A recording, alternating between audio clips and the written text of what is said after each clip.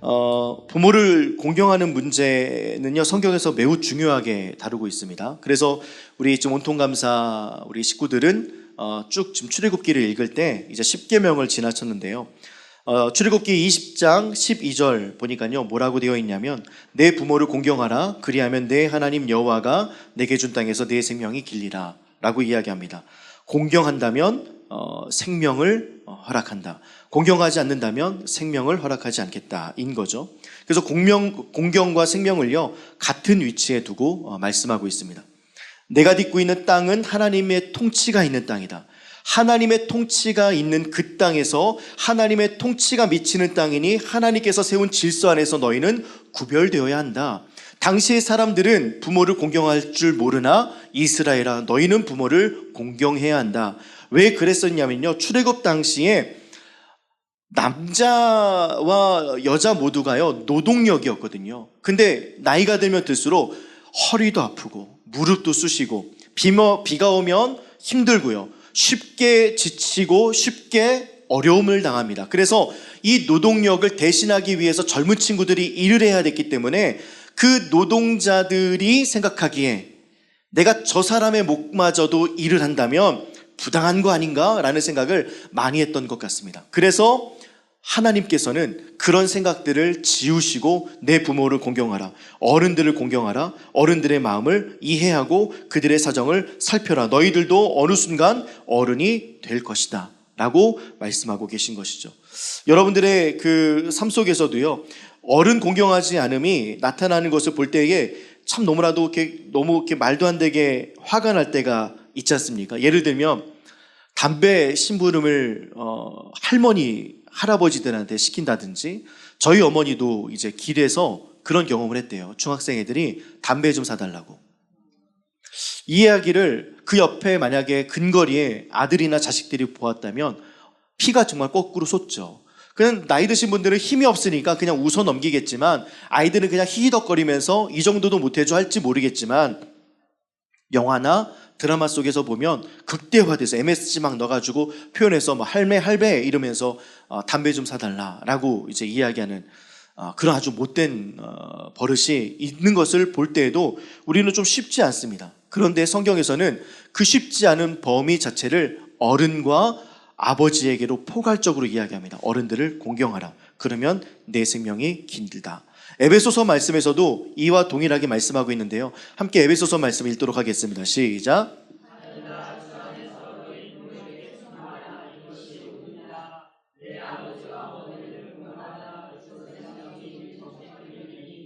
이로써 내가 잘되고 땅에서 하나님께 순종하는 삶의 첫걸음이 바로 공동체의 질서를 세우는 것이다 라고 이야기합니다.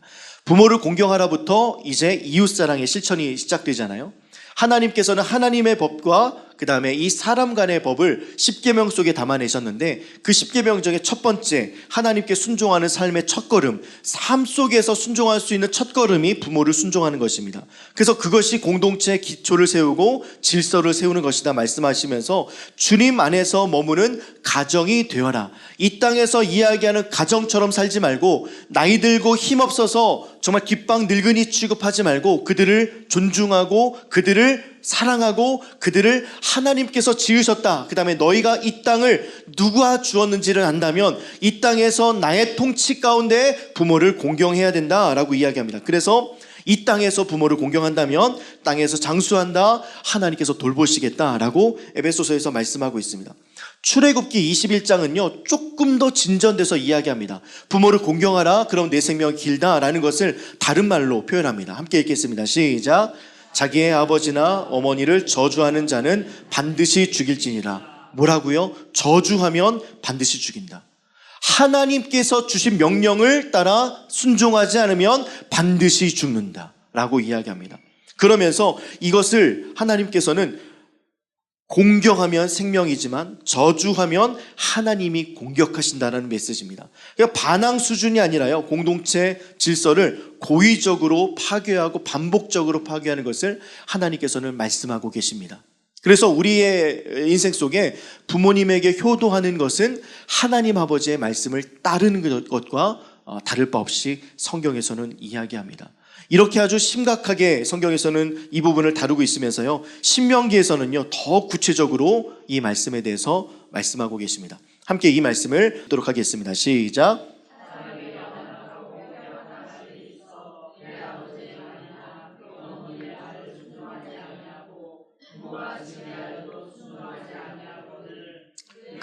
죄송해요. 그들의 부모가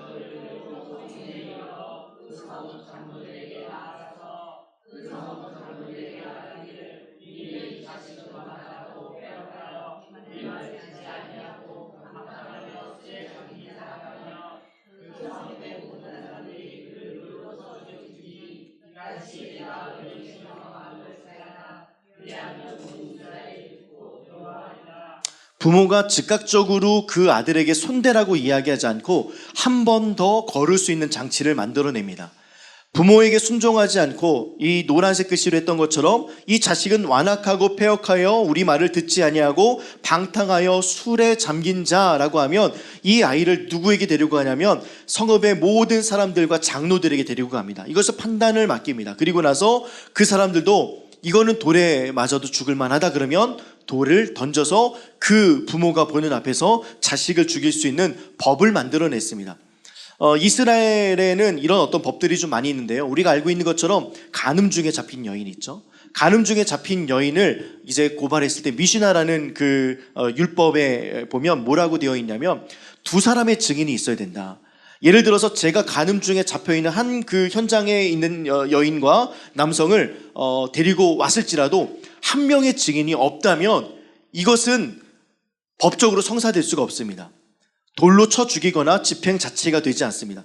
그런데 두 사람이 서로 모르는 두 사람이요, 이 사실에 대해서 증언하고 이 사실이 사실이다라고 이야기하면 바로 즉각적으로 돌을 던져서 죽일 수 있습니다. 그런데 돌을 던져서 죽이기 이전에 어떤 작업을 했어야 되느냐, 내가 그 여인과 남성이 모텔로 들어가는 걸 봤어요. 내가 알고 있는 사람의 아내이고 내가 알고 있는 사람의 남편입니다. 그 두 사람이 서로 부부의 관계가 아닌데 다른 곳으로 가면서 서로의 사랑을 나누고자 손을 잡고 들어가는 모습을 봤어요. 그런데 이 모습을 제지하지 않는다면 이 여인과 남성은 돌에 맞아 죽지 않습니다. 그만큼이나 성경은 사람을 돌에 쳐 죽이는 것들을 쉽게 여기지 않습니다. 바로바로 처단하는 일을 하지 않고 여러 가지 단계를 거쳐서 증거를 모으고 또 그 사람의 증언을 듣고 그 다음에 그 사람이 말렸는지 여부, 그럼에도 불구하고 나는 이 남자와 이 여인과 함께 이곳에 들어갈 거야 라고 했으면 그 사람이 두 사람이나 되는 서로 모르는 증인이 있다면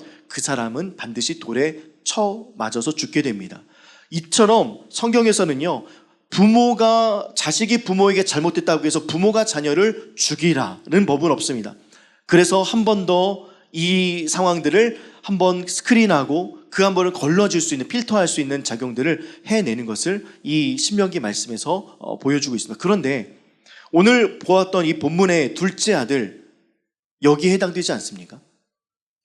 우리의 자식은 완악하고요, 패역하고 우리의 말을 듣지 아니하고 방탕하여 술에 잠긴 자, 술로 방탕으로 여자로 모든 재산을 탕진했던 자, 이게 둘째 아들이었습니다.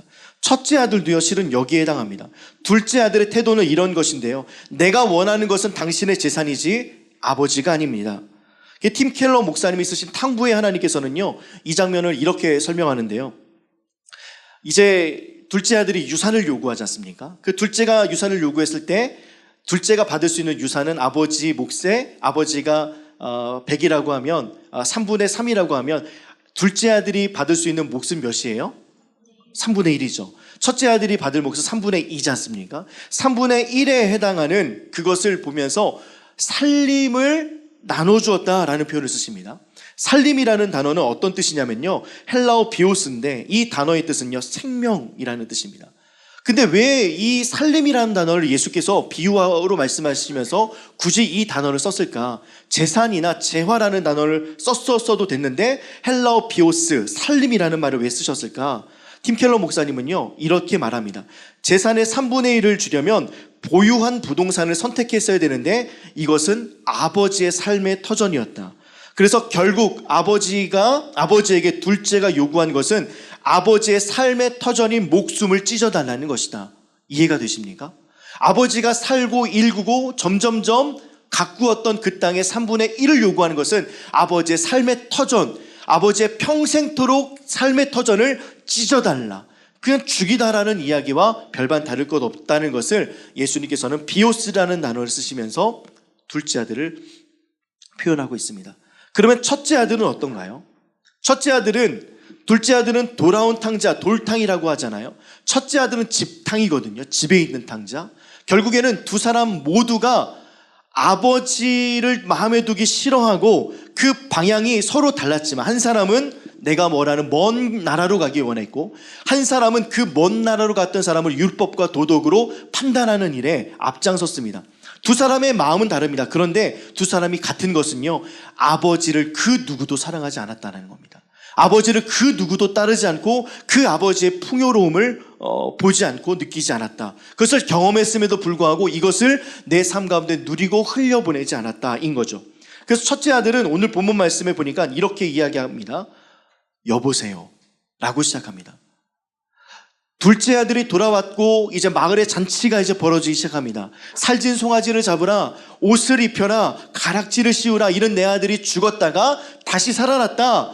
일하다가 돌아온 아들이 그 소식을 듣습니다. 그리고 집 안으로 들어가지 않습니다. 집탕이 집 안으로 들어가지 않고 돌탕처럼 집 밖에 있습니다. 그때 아버지가 그에게 가서 들어가자, 내 아들이 살아서 돌아왔다, 얼마나 기쁘지 않느냐, 잔치를 벌이는 게 얼마나 당연하지 않느냐라고 했을 때 이거 보세요 라고 이야기한 거예요. 아버지에게 이보세요. 근데 여기서 아버지에게 이보세요라고 할 수 있는 사람이 누가 있을까요? 서진이가 아버지 사랑을 많이 받았어요. 근데 어떤 막 화나는 일이 있어. 동생 윤혁이에게 많은 것을 막 줬단 말이야. 아버지의 전 재산을 뭐 거의 다 줬어. 이보세요 이렇게 할 수는 없잖아요. 아빠인데. 그러잖아요.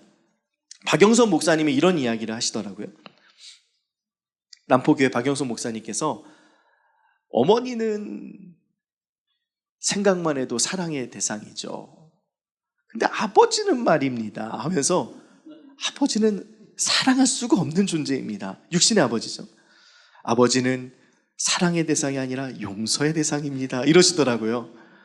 그리고 아버지가 죽고 나서도 용서가 되지 않는데 내가 죽을 때쯤 되면 그제서야 아버지를 용서하고 이해하고 죽습니다 하더라고요. 그러니까 남자들이 생각하는 남자의 아버지는요 좀 그래요. 어머니를 생각하면 정말 사랑의 어머니, 사랑의 그 식탁, 사랑의 챙김, 사랑으로 보듬어주고 또 혼을 내더라도 꼭 그렇게 안아주면서 그 마음을 풀어주는데, 아버지는 포로로 화내고 그냥 끝이야.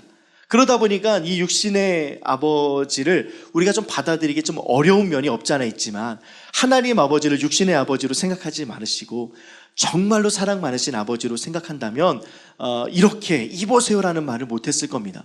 근데 예수께서는 이 비유를 드시면서 첫째 아들이 이보세요 라고 시작했다라고 성경에서는 이야기합니다. 자, 그래서 이 그 성경 말씀을 그냥 제 언어로 한번 표현해 봤습니다. 한번 들어보십시오.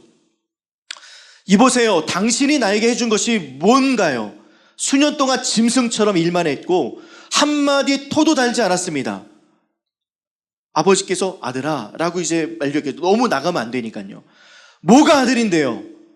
내가 당신의 아들이긴 합니까? 유산도 그렇잖아요. 그거 내 거잖아요. 3분의 1은 동생에게 줬다면 3분의 1은 내 건데 내 허락도 없이 좋은 옷도 주고 반지도 주고 살지 송아지게 말이 됩니까? 솔직히 말해 여기 있는 것 중에 당신 것은 하나도 없습니다. 그러나 나는 끝까지 그래도 아버지가 살아계시니까 선을 지키고 있잖아요. 도덕적이고 율법적이고 선을 지키고 있잖아요. 그런데 당신은 왜 선을 넘습니까? 여보세요, 당신이 선을 넘고 있는 것은 당신입니다. 선을 넘어주는 쟤한테는 왜 잘해주는데요? 내가 왜 적고를 봐야 되는데요? 다시 집 나간 당신의 아들이 집에 돌아오면 제3분할 다시 해야 되는 거 아닙니까? 3분의 1 갖고 갔으면 됐는데 내가 갖고 있는 3분의 2 중에 3분의 1을 또다시 그 아이에게 나눠준다면 말이 안 됩니다. 이거 공정하지 않아요. 그런데 내가 그 아들이 밥 먹는 꼴을 어떻게 볼 수 있습니까? 히히덕거리는 것을 어떻게 볼 수 있습니까? 당신에게 나는 뭔가요? 이것이 우리가 처음 보았던 세리와 율법학자들이 예수님께 가졌던 마음입니다. 죄인들이 돌아왔을 때 죄인들은 절대 이곳에 있으면 안 되거든요. 죄인들은 말씀 안에 있으면 안 되거든요. 죄인은 율법의 정죄를 받아야 되거든요. 죄인들은 율법에서 멀어진 사람들이기 때문에 이것을 지켜야지만 이곳에 올 수 있는 나와 같은 자가 먼저 되어야 되는데, 나와 같은 자가 되지 않고 저들이 그냥 예수님의 품 안에 먹고 마시는 모습을 보면서 예수께서는 이와 같은 말씀을 하고 계신 거죠. 그래서 제가 제목을 이렇게 정했습니다. 둘 다 틀렸습니다. 우리가 보았던 출애굽기, 신명기에 의하면요, 공동체의 의견을 물은 뒤에 오늘 바로 이 사건의 주인공인 두 사람들을 마지막 날처럼 할 수 있었습니다. 마을로 끌고 가서 장로들에게 묻고 사람들에게 물어서 돌 맞아서 죽게 하여도 아버지는 어떤 가책도 느끼지 않을 만큼이나 모든 과정들이 명확합니다. 아버지를 싫어했고 아버지를 사랑하지 않았고 완악했던 그 마음들이 고스란히 보여져 있습니다. 그의 말과 행동과 태도, 게다가 둘째는 방탕했고 술에 처먹였고 완악하고 패역하고 아버지의 말을 듣지 않고 어머니의 말을 듣지 않고 어른들의 말을 듣지 않는 이들을 반드시 그 성읍 모든 사람들에게 데리고 가서 돌로 쳐 죽여서 그 마을 사람의 본이 되게 할 수 있었습니다. 그런데 그렇게 하지 않았습니다. 그리고 모든 이스라엘에 내려오는 그 유전들 살펴보면요, 이 율법으로 그 아들이나 딸이나 자녀를 죽인 이래를 찾아보기가 어렵습니다. 그만큼이나 하나님 아버지의 사랑은요, 끊임없이 재고 이해하고 기다리면서 그를 어떻게 하면 살릴 것인가를 고민하고 계셨지, 그리고 나서 한번 그렇게 마음을 먹었더라도 부모가 어떻게 장로들에게 내 아들과 내 자식을 데리고 와서 죽여달라고 이야기할 수 있겠습니까? 바로 이거예요. 하나님 아버지가 바리새인과 서기관들을 어떻게 죽이고자, 돌에 맞춰 죽이고자 그 아들을 데리고 가서 사형시킬 수 있겠느냐라는 본문이 바로 오늘의 본문입니다. 아버지는요, 끝까지 그들을 놓지 않았고요, 둘 다 틀렸지만 아버지는 그들을 사랑하셨습니다. 같이 한번 읽어볼까요? 둘 다 틀렸지만 아버지는 그들을 사랑한다. 여러분들이 혹시 둘째 아들과 같은 삶을 살았을지라도, 또 살고 있을지라도, 첫째 아들과 같이 율법적이고 누군가를 판단하고 도덕적으로 누군가를 정죄하는 삶을 지금 살아가고 있을지라도 우리 하나님 아버지의 사랑은 그것을 덮으십니다. 그것을 덮고 그것을 또다시 채우시고 하나님 아버지의 기다리심과 그 용납의 사랑으로 끊임없이 그 사랑을 부어내고 계십니다. 그게 아버지의 사랑이죠. 근데 그 사랑의 반응을 우리는 해야 되는데, 그 사랑의 반응을 하지 않는 장면으로 이 성경은 끝이 납니다.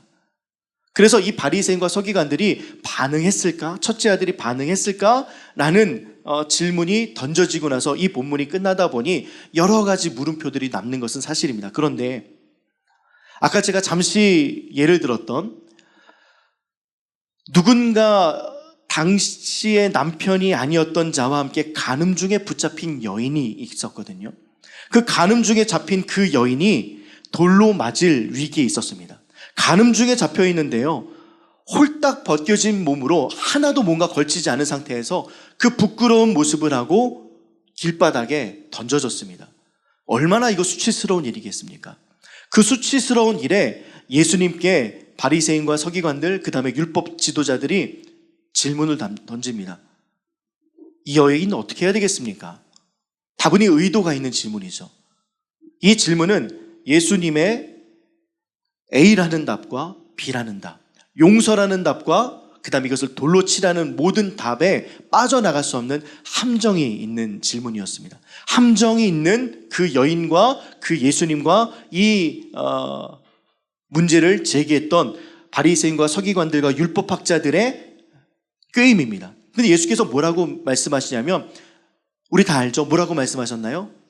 죄 없는 자가 돌로 쳐라. 이것을 바닥에 쓰셨을까요? 말씀을 하셨을까요? 말씀을 하셨죠. 그럼 바닥에 뭘 쓰고 계셨을까요? 나도 너를 정죄하지 않는다. 나도 너를 정죄하지 아니하노니, 이거는 마지막에 다시는 죄를 짓지 마라 하고서 보내셨잖아요. 두 번이나 죄 없는 자가 돌로 치라라고 이야기하면서 바닥에 글씨를 쓰고 계셨거든요. 2번이나 글씨를 쓰셨어요. 근데 이 글씨의 내용은 정확히 모릅니다. 그래서 3세기, 4세기에 있었던 그 교부들과 그 다음에 이 신학학자들은 어떻게 추론을 했냐면 예수님께서 10계명을 그곳에서 썼을 것이다. 10계명, 1계명부터 10계명까지.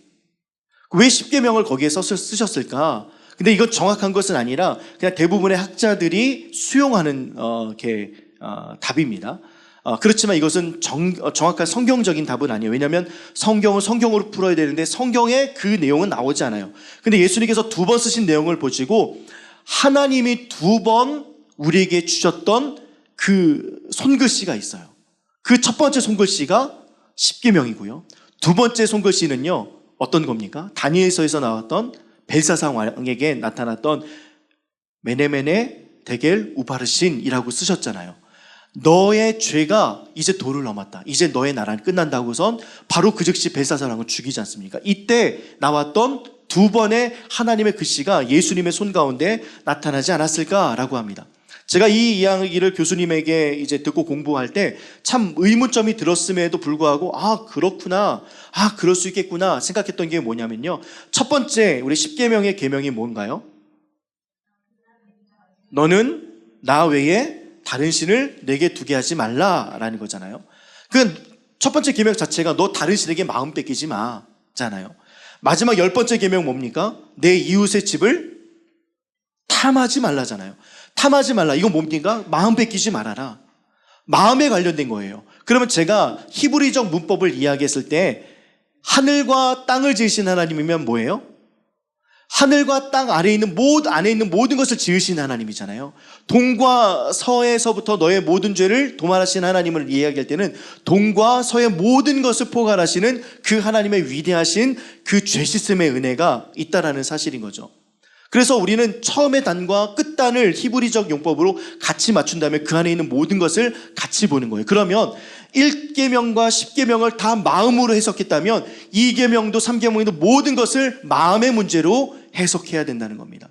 그래서 이 마음의 문제로 다가갔던 것들을 10계명은 공동체에게 주셨고요. 메네메네 데겔 우바르신, 이것은 벨사살 왕 개인에게 준 것입니다. 그러면 첫 번째 말씀을 쓰셨을 때에는 10계명을 쓰셨을 것이고, 두 번째는 우리 개인의 낱낱이 벌어지는 실상을 적지 않았을까라고 저희 교수님께서 그 당시 3세기, 4세기의 문헌을 가지고 말씀해 주셨던 내용을 들었을 때 그럴 수도 있겠구나, 그렇지 라는 생각이 들었습니다. 마음이에요. 마음. 첫째 아들도 마음을 상실했고요, 둘째 아들도 마음을 상실했습니다. 우리도 하나님에 대한 마음을 상실한 채 지금 이 시대를 살아가고 있습니다. 그 사람들에게 하나님께서 10계명대로 처단하시거나 메네메네 데겔 우바르신처럼 너의 죄를 달아보니 이 정도이구나 하면서 우리를 처단하지 않으시는 그리스도 예수의 십자가를 주셨다라는 사건이 바로 오늘 본문의 핵심입니다.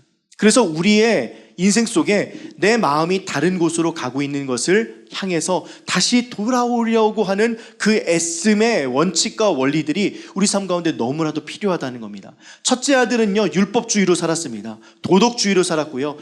둘째 아들은 쾌락주의로 살았습니다. 그 쾌락주의로 살아간 결과, 이 땅의 것으로 살아간 결과 그는 모든 것을 다 잃었고요. 첫째 아들은 모든 것을 갖고 있었지만 도덕과 율법주의로 살아가다 보니 하나님의 사랑을 잃어버렸습니다. 마음을 잃어버리니까요, 둘 다 모든 것을 잃어버렸습니다. 둘 다 모든 것을 잃어버렸을 때 하나님 아버지의 사랑이 그 아들 예수 그리스도로 나타나서 그 아들을 살려낸 것처럼 지금도 우리를 살려내시는 그 하나님의 사랑이 경험되는 저와 여러분들 되면 너무나도 좋겠습니다. 어제 진짜 마트에 사람 많더라고요. 그 일산에 그 트레이더스가 이름을 바꿨더라고요. 뭐 스타필드 마켓에서 26일 날 이제 재오픈해가지고 거기가 정상적으로 돌아가다 보니까 사람들이 정말 많았어요. 그러니까 날씨도 덥고 어제 너무 습하니까요, 사람들이 막 물빌듯이 시원한 마트 가서 이제 좀 이렇게 장도 보고 좀 이렇게 쉬다가 저녁도 먹고 또 이렇게 돌아오자 했던 것 같습니다.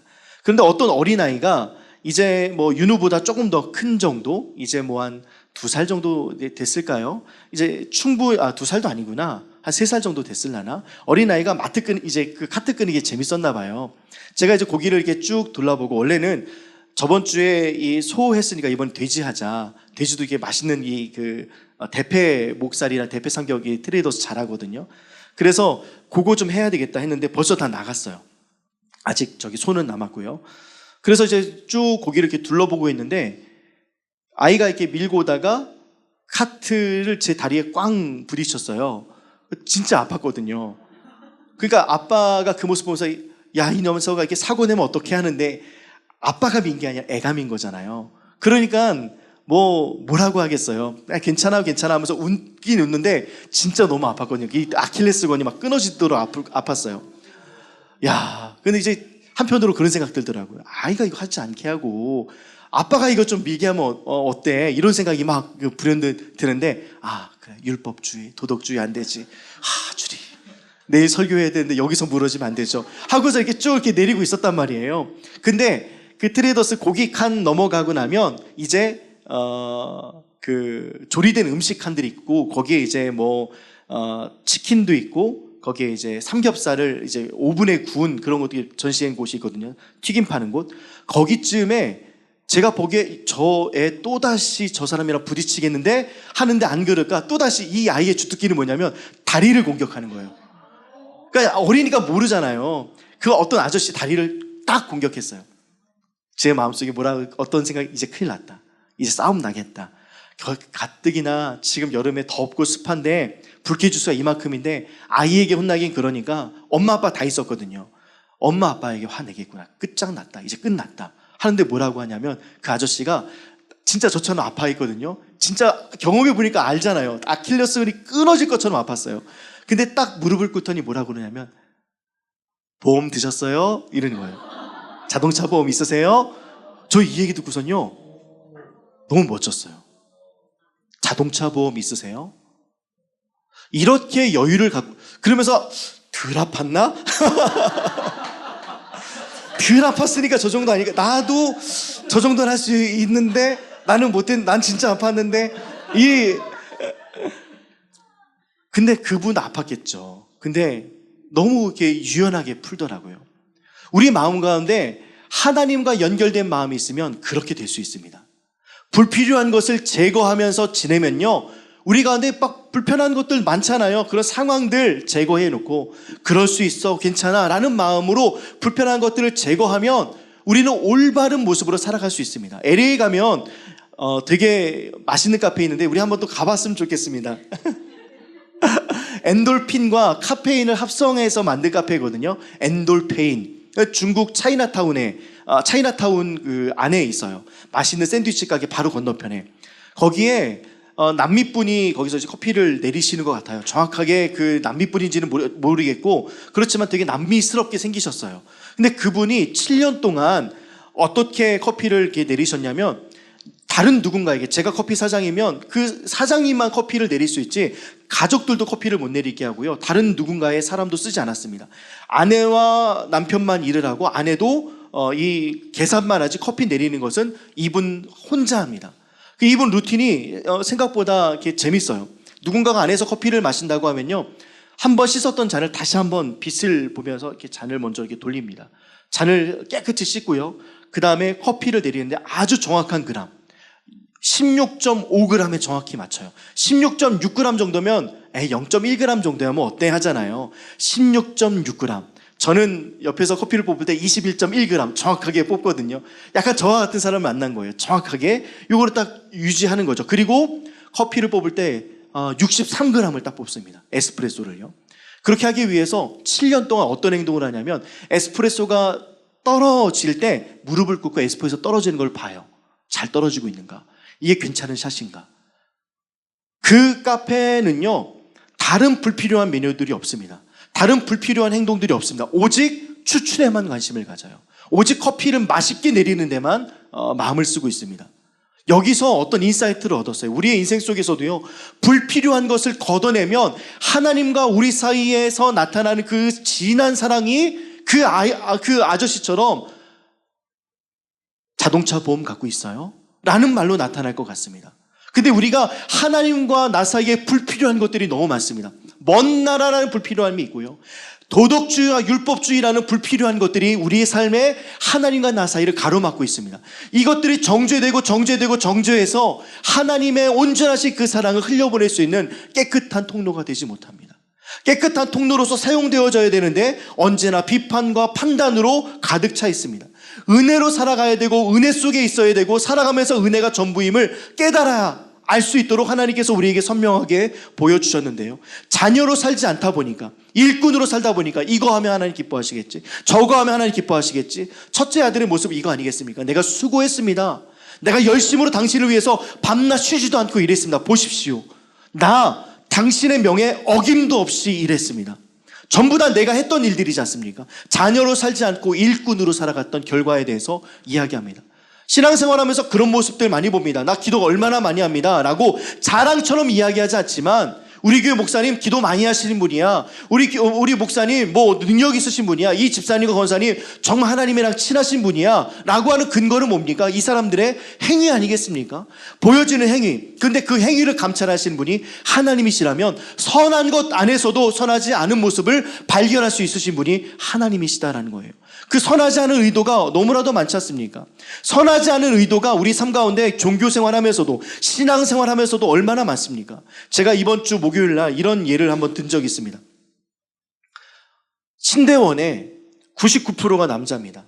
대부분 선교사, 목사, 주의 일을 하겠다고 모인 사람들이죠. 1%의 소수가 여성입니다. 그 여성분이 MT에 와서 본인의 이름과 나이와 사는 곳과 뭐 기타 등등을 이야기하면서 이렇게 신학교는 늘 그러거든요. 사명과 소명에 대해서 이야기를 하거든요. 그러니까 전부 다 이렇게 이야기해요. 엄지성 기자, 저는 찬양 사역자가 될 겁니다. 또 우리 나우리가 저는 이렇게 베이스로 하나님께 연주할 겁니다. 뭐 이러면서 기타 등등 자신의 어떤 소명과 사명, 비전에 대해서 나눕니다. 그리고 그 자매에게 갔어요. 1%밖에 없는 몇몇 안 되는 그 자매에게 딱 갔는데 심지어 예뻐. 근데 제 비전은 사모입니다. 그 다음 날이요, 새벽 기도가 난리 난 거예요. 주여! 이러면서 목소리의 데시벨이 높아지고요. 그 뭐겠습니까? 얘기하지 않지만 모두 다 이 여자를 주옵소서. 예쁩니다. 아브라함의 아내 사례도 예뻤던 것처럼 저도 저 사람을 누이라고 부를 만큼이나 이러지 않았을까요? 막 주여! 새벽에 데시벨이 달라졌대요. 기도는 어떤 거예요? 선한 거죠. 근데 그 기도는 누구에게 하는 겁니까? 그 자매에게 하는 거예요. 나 여기 있어, 나 좀 봐줘. 나 이렇게 뜨거운 남자야. 나 하나님의 사랑으로 가득해. 그러니까 우리의 선한 것을요, 찾아보기가 힘들 만큼 우리는 악한 존재입니다. 선한 것으로 다른 사람을 판단하거나 선하다고 이야기할 율법으로도 그 사람을 판단할 수가 없습니다. 그것이 하나님께서 우리에게 보여주신 법입니다. 그래서 너희에게는 예수가 필요하다, 은혜가 필요하다, 하나님의 사랑이 필요하다. 처음에 제가 말씀을 드렸죠. 우리는 막 흔들어 넘치도록 물질을 주옵소서. 하나님, 쌓아도 이것이 흘러 넘쳐서 이것들을 주님의 영광을 위해서 사용할 수 있도록 저에게 물질을 주옵소서라고는 기도 한 번씩은 해봤을 것 같습니다. 그런데 하나님, 당신의 사랑을 좀 경험하고 싶습니다. 당신의 사랑이 너무나도 커서 이것들이 나의 삶 가운데 흘러나와서 어떤 비판적인 상황이나 충분히 율법적으로 판단할 수 있는 그런 상황 속에서도 하나님 괜찮아, 그럴 수 있어 라는 마음으로 아버지 살 수 있는 마음과 실력을 허락하여 주옵소서. 제가 이번 주에 이 말씀을 준비하면서 왜 그렇게 기도하면서 살아가지 않았겠습니까? 주님, 제 마음과 혈기를 좀 줄여주시고 하나님으로 살아가게 해주십시오. 저희 화요일 날마다 가족들과 함께 좀 식사도 같이 하고 카페도 가고 그런 어떤 뭐 패밀리 데이 비슷하게 저희가 좀 가지고 있는데요. 화요일 날 메가커피 갔거든요. 앞에 있는 그 두 명의 우리 학생들이 들어올 때부터 막 걸리는 거예요. 목소리도 크고 또 말도 막 아이 존나 이러면서 했던 애들이란 말이에요. 그러니까 막 귀를 여기에 두고 싶지 않은데 여기 막 귀에 이렇게 있어요. 참자 주님, 바리새인 되지 않게 해주시고 주님, 율법주의자가 되지 않게 해주시고 제가 하나님의 말씀 준비하고 있는데 이러면 안 되죠. 이 주일 이게 제 루틴이 주일날 딱 마무리하면 그냥 주일날 뇌에 놓고 그냥 쉬거든요. 월요일부터 설교 준비 쭉 하면서 가는데 월요일날 화요일날 그렇게 많은 책들 보고 그 다음에 메모해두고 했던 것들이 아직도 내 속에 있는데 그 애들이 욕하기 시작했어요. 그때 제가 뭐라 그랬냐면 그냥 깜빡이도 켜지 않고 야 내가 너희들 욕하는 소리 들어야 되겠냐? 워딩 정확해요. 야 내가 너희들 욕하는 소리 내가 들어야 되겠어? 라고 이야기하고 마쳤어요. 정말 사나운 눈빛으로 봤습니다. 첫째 아들처럼요. 이런 모습이 우리 가운데 있어요. 그래서 우리 가운데 이런 루틴, 이런 삶을 살아가는 그 루틴을 버리기 위해서는요, 무엇을 우리가 생각해야 되냐면 하나님께서 그 아들 예수 독생자를 우리에게 주셨던 사건은요, 독생자로 우리를 보겠다는 거잖아요. 하나밖에 없는 그 아들과 아들로서 우리를 대하시겠다라는 거지 않습니까? 우리도 누군가를 볼 때에 아까 불필요한 거 제거하자고 했잖아요. 내가 있는 그 자녀에게 대하듯이, 내가 사랑하는 그 자녀가 한 명밖에 없어, 독생자밖에 없어, 독생자에게 하듯이 그렇게 바라볼 수 있는 삶의 루틴. 그래서 그러면 불필요한 것이 빠집니다. 왜냐하면 사랑이 더 많이 깃들거든요. 은혜가 더 많이 자리 잡거든요. 그렇게 이 한 주를 살아가는 저와 여러분들 되면 좋겠습니다. 율법, 계명, 우리 예수 오랫동안 믿어서 거기에는 아주 큰 장점이 있습니다.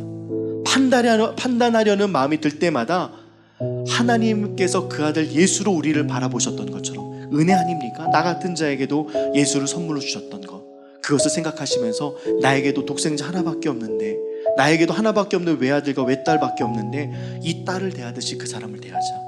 이 독생자를 대하듯이 사랑하자. 독생자를 대하듯이 모든 것을 바라보자. 독생자를 대하듯이 버리는 것이 없게 하자. 독생자를 바라보듯이 주변을 대하자 라는 마음과 루틴이 우리 삶 가운데 좀 펼쳐지기를 소망합니다. 그렇게 될 때 우리 입술 속에 아까 그 아저씨의 말처럼 자동차 보험 드셨어요? 라는 말이 나올 수 있는 거예요.